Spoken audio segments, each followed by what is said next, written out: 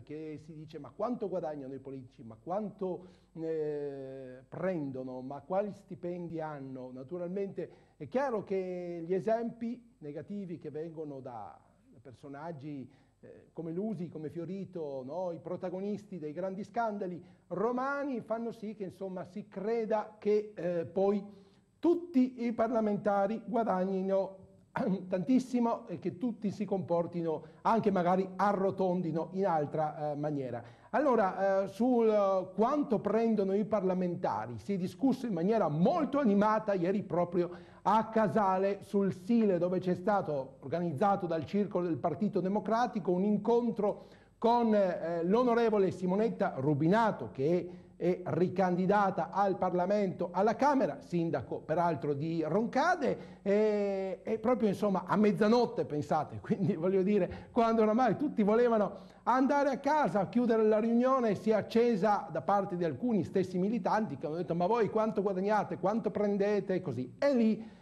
l'onorevole Rubinato ha voluto insomma replicare in maniera anche abbastanza forte. Al termine noi l'abbiamo avvicinata, le abbiamo chiesto insomma proprio di spiegarci questo punto, ecco, su quanto guadagna un parlamentare, quanto ha guadagnato lei in questa sua esperienza in Parlamento.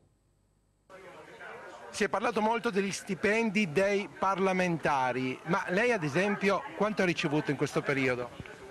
E dunque i stipendi parlamentari sono stati ridotti, non sono chiari, lo stipendio del parlamentare oggi non è trasparente, non è chiaro, va riformato per questo. Un parlamentare onesto, che vive del suo lavoro, che paga i collaboratori in regola, che vive per notta a Roma pagandosi le spese ovviamente, che svolge attività politica e versa un contributo sostanzioso al partito per l'attività politica dei circoli ed altro, oggi prende già come il sindaco di una città di una certa dimensione, al netto circa 4.000-4.500 euro. Questo è lo stipendio netto di un parlamentare che fa il lavoro che deve fare, che con onestà cerca di fare al meglio il suo lavoro. Lo stipendio dei collaboratori viaggia sui 2.500-3.000 euro quando sono ovviamente messi in regola. Sono anche in nero in qualche parte. Qualcuno anche non li ha i collaboratori, quindi in tasca lo stipendio che dovrebbero invece avere i collaboratori, mentre in Germania è la Camera che paga il collaboratore del deputato e questa è la cosa giusta.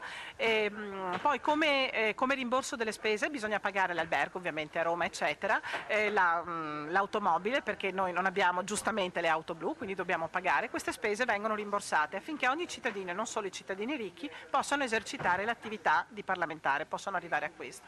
Dopodiché il nostro partito, in particolare il Partito Democratico, chiede un contributo per la campagna elettorale e chiede dei contributi mensili per sostenere l'attività politica, sia a livello nazionale sia a livello dei territori dei nostri circoli, come peraltro è anche giusto che sia. Nel caso del Partito Democratico questa somma è anche di una certa consistenza, perché le faccio l'esempio, nel 2008 abbiamo versato come parlamentari per le spese della campagna elettorale del partito 35.000 euro e poi ogni mese abbiamo versato al partito 2.500 euro della nostra indennità, sia per i servizi che il partito ci dà a livello di gruppo parlamentare e sia per sostenere l'attività politica. Lo avete fatto tutti del gruppo?